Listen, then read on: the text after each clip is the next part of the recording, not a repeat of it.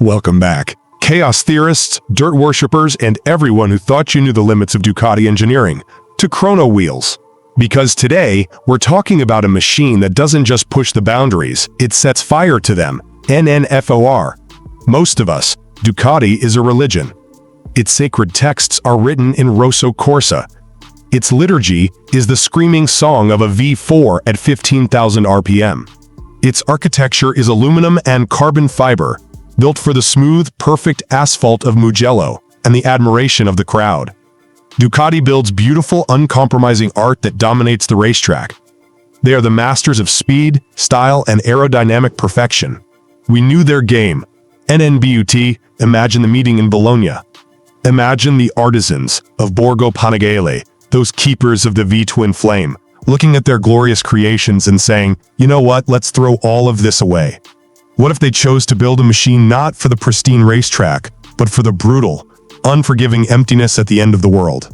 For years, this was just a barstool fantasy, a beautiful, ridiculous joke.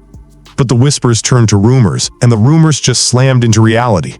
This is my take. The 2026 Ducati Tuareg 1100 is the most baffling, most exhilarating, and most significant motorcycle to ever emerge from that factory. This isn't just an adventure bike, this is what happens when you teach a superbike how to survive the apocalypse.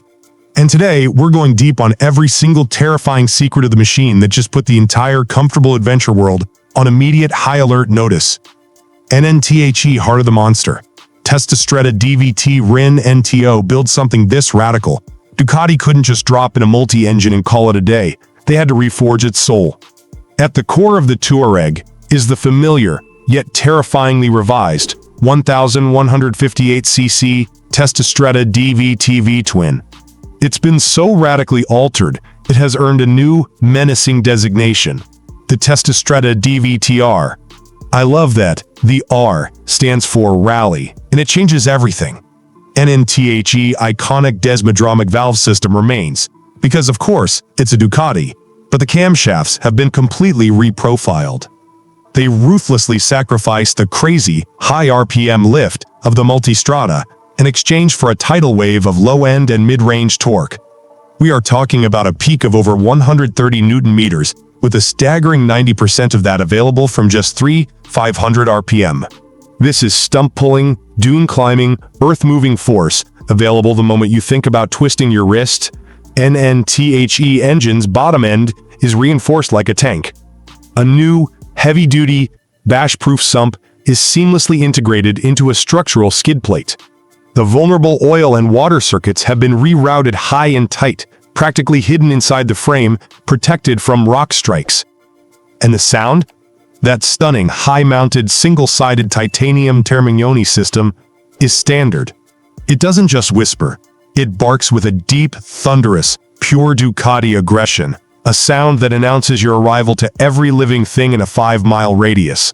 This engine isn't just a power plant, it's a brutal survival tool, built to ingest sand and dust and demand you ask for more. Throwing the rulebook away, the chassis of rebellion and adventure bike lives and dies by its chassis.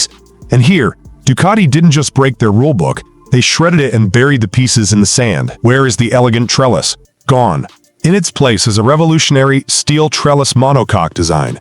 NNTHE main structure is a brutally strong, thick-tubed steel trellis that cradles the engine, providing the necessary flex and sheer durability for off-road punishment. But it's bolted directly to a cast aluminum monocoque rear section that cleverly incorporates the subframe and the airbox, creating a single, immensely rigid core. This hybrid design is pure genius. You get the brute durability of steel where you need it, and the lightweight precision of a monocoque where it counts. And then the suspension. This is the moment the Tuareg drops the mic. Ducati didn't mess around. They went straight to Öhlins for a bespoke package that screams rally raid. We are talking massive 48mm Öhlins RXF front forks and a TTX36 rear shock, both offering a truly staggering 300mm, nearly 12 inches, of fully adjustable travel. But it's not just long travel, it's intelligent travel. The Tuareg is armed with the latest Öhlins Smart EC 2.0 electronic suspension, featuring a groundbreaking dedicated rally mode. In this mode, The system ditches the road algorithms and uses the 6-axis IMU to actively manage bottoming out resistance on huge hits and keep the chassis stable through high-speed desert whoops. And add in those pure rally spec wheels, a 21-inch front, 18-inch rear with heavy-duty, cross-spoked, tubeless Takasago Excel rims, and you get an incredible 280 millimeters of ground clearance. This bike isn't just going over obstacles, it's floating over them, in controlled chaos. Electronics in the wilderness. Ducati's electronics are world-class on the track, but they had to be completely retuned for a world without asphalt. The result is arguably the most advanced off-road electronic suite ever developed. The new ride modes are tailor-made for getting lost in gravel, the necessary softening for dirt roads. And Dune, this is where it gets crazy. Full power is retained, but the traction control allows for significant sustained rear wheel spin. Exactly what you need to keep the momentum up in deep sand without bogging down. And Rally Pro. This is for us, the experts and the truly unhinged. You can completely deactivate rear ABS and wheelie control and set the traction control to a drift-friendly level. This is maximum, unfiltered sideways control. NNTHE cockpit is pure functional design genius. That massive 8-inch, vertically oriented TFT display dominates the view, looking exactly like a professional rally roadbook tower. The handlebars are wide and high, the seat is long and flat for constant weight shifting, and the serrated rally foot pegs are exactly where they should be. The whole ergonomic triangle is built for standing and attacking, transforming the Tuareg into an all-terrain weapon. And with a massive 30-liter fuel tank, this is a true continent crosser. You'll get over 500 kilometers of real-world range. New Apex Predator, Ducati versus the World NSO. How does this red-hot Italian beast stack up against the established kings? NNTHE BMW GS is the gold standard for adventure touring.